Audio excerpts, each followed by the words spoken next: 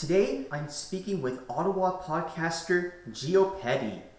Gio is the host of the Gio Show podcast available on Spotify and SoundCloud.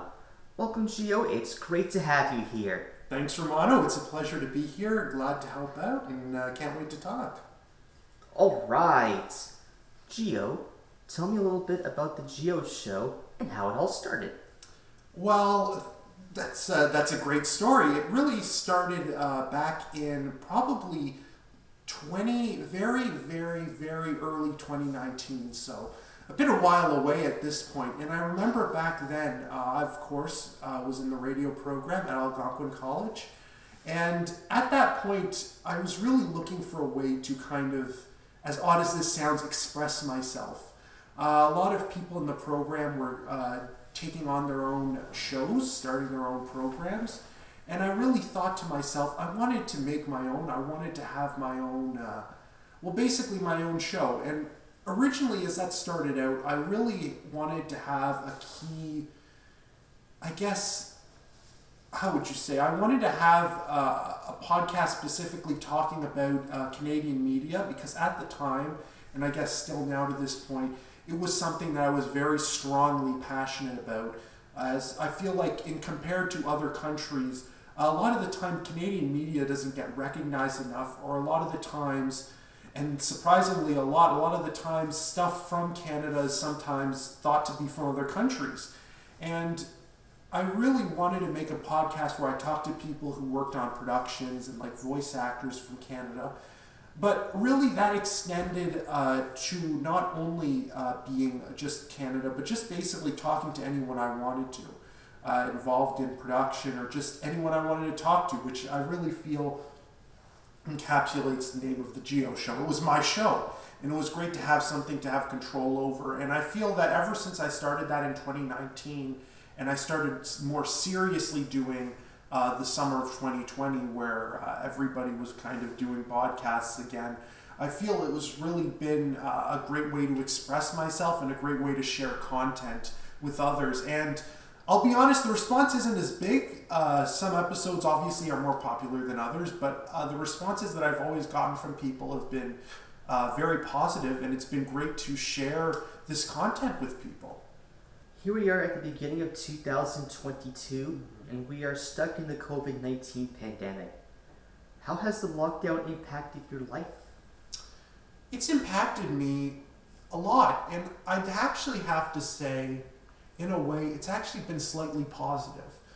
Because of the pandemic, I was able to start doing things that I didn't know I was going to be able to do. As I mentioned before, my show, the Gio Show, that was something that I kind of stopped doing very early 2020, so probably in January before the pandemic. And then around July, August 2020, I thought to myself, why did I stop? And I said, I have all the time in the world now, why not bring it back? So I decided, and that's exactly what I did. So I began podcasting again, and that's something I'm very grateful for, being able to, that this time has given me. It's also given me a lot of time to self-reflect, as stupid as that sounds, and think, what do I want to do with my life? Very psychological. I'm not sure if that's the right word. I don't know. But it's surprise as bad as like it's not. It's obviously not all been good. But as for every bad things it's brought two good things, and I'm glad for that. Of course, during the pandemic, that I've been safe, and my family for the most part has been safe, and we've been secure. And I have to be honest, because of it's given me a whole new view on life. So it's definitely, although it's been a bit depressing, it's had its positive rays here and there. And another slightly important thing that it's brought me is that I started. It's actually brought me my first big break. Because of the pandemic, I started looking at my options, and I decided to say, well, I'm doing podcasting for myself. I would consider myself a professional. I've graduated from this program where podcasting is taught, and I thought to myself, why don't I offer my services as someone who can produce podcasts and do it almost professionally? And because of that, it took a little while. I actually was able to right at the end of 2021, I was able to professionally produce and edit not produce, I think more on the editing side, but I was able to edit a podcast. I'll just leave the name out now because it hasn't been released yet. It's nothing too groundbreaking. The world's not going to explode once I release it.